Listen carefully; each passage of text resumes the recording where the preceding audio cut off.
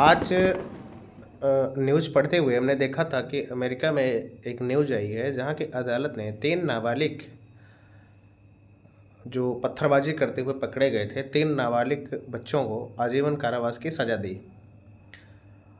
उसमें जो ज़मानत लेने के लिए खड़ा हुआ था पैरोकार, जो ज़मानत लेने के लिए वकील पैरवी कर रहा था, पैरोकार था, एडवोकेट जो लड़ रहा था, उसने बहुत सारी दलीलें दी कि आप नाबालिग को किस प्रकार से सज़ा दे सकते हैं, इनको सज़ा ना दीजिए, ये नाबालिग हैं।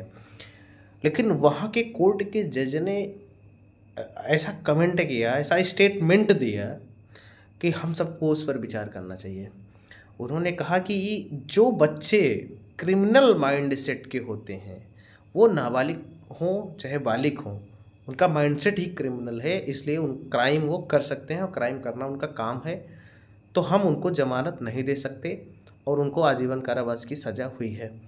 ये आप जाकर के न्यूज़ में पढ़ सकते हैं। थोड़ा-सा आप कल्पना करिए, हमारे यहाँ बड़ी से बड़ी घटना, दुर्घटना, पत्थरबाजी करने के बाद कभी नाबालिग, कहीं अल्पसंख्यक, कहीं शोषित, वंचित, उपेक्षित, पीड़ित दर्शा दिया जाता है, जिसकी वजह से उनको कहीं न कहीं सज़ा भी नहीं मिल पाती है। और लचर कानून या आप समझिए कि किसी भी एन-किन प्राकृण ऐसा रच करके वो बाहर निकल जाते हैं, जिससे कि भारत में पत्थरबाजी करना, भारत में तोड़-फोड़ करना, सरकारी संपत्ति को नुकसान पहुँचाना और यहाँ के जो बहुसंख्यक समाज है, उनके मान बिंदुओं पर कमेंट करना, टिप्पणी करना, उनके भावनाओं को भड़काना, उनके भावनाओं के साथ खिलवाड़ करना एक आम बात हो गई है। साथियों, ऐसा हुआ था मामला कि अमेरिका में 3 नाबालिग लड़के थे, उन्होंने पत्थरबाजी की जिससे एक रेलवे ड्राइवर थे, लोको पायलट थे, उनकी डेथ हो गई।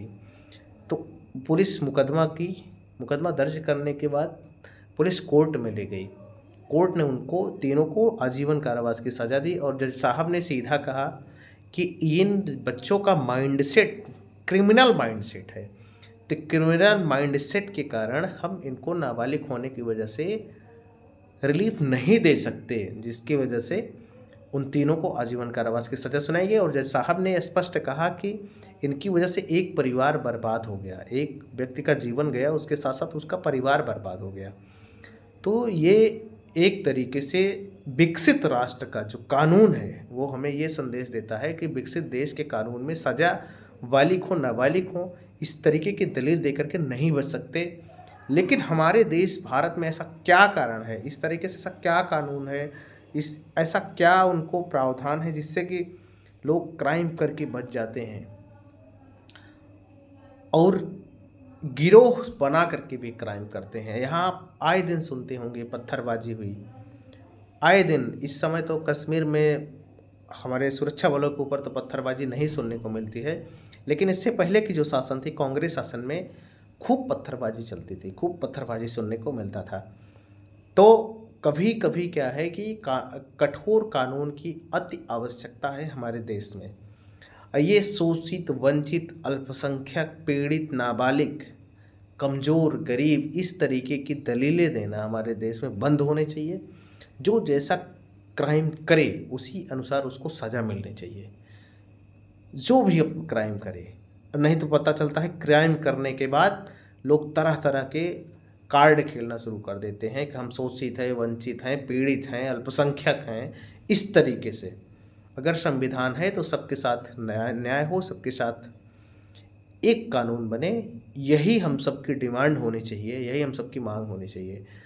इसी प्रकार से जिस प्रकार से अमेरिका में 3 को सज़ा हुई, अब कोई वहाँ पत्थरबाजी करने के बारे में सोच भी नहीं सकता। और आपको जानकारी के लिए बता दें, वो जो पत्थरबाजी किए थे वो शरणार्थी समुदाय थे, अल्पसंख्यक समुदाय जो आज पूरी दुनिया में अपने आप को पीड़ित और शोषित प्रदर्शित करता है, वो वहाँ शरण लेने गए थे। लेकिन अब चूँकि इनकी आदत सी बन गई है पत्थरबाजी करना, तो हर जगह तो पत्थरबाजी करके बच जाते हैं, लेकिन अमेरिका में कानून ऐसा है कि वहाँ कोई बच नहीं पाता है। इसलिए साथियों, आप सब डिमांड करिए कि ऐसा भारत में होना चाहिए। कठोर कानून, कठिन से कठिन कानून, जितना कठोर हो सके उतना कठोर कानून बनाने की आज ज़रूरत है। नहीं तो ना यहाँ क्राइम रुकेगा, ना यहाँ पर देश के विरोध में लोग काम करना बंद करेंगे। तो मेरा आप सबसे यही इतना संदेश था साथियों। अगर आपको वीडियो अच्छा लगे, पसंद आए, तो आपका अपना चैनल है, सब्सक्राइब करें, लाइक करें, जितना हो सके शेयर करें। और ऐसी ही एक विश्व की घटनाएं के बारे में आपको विशेष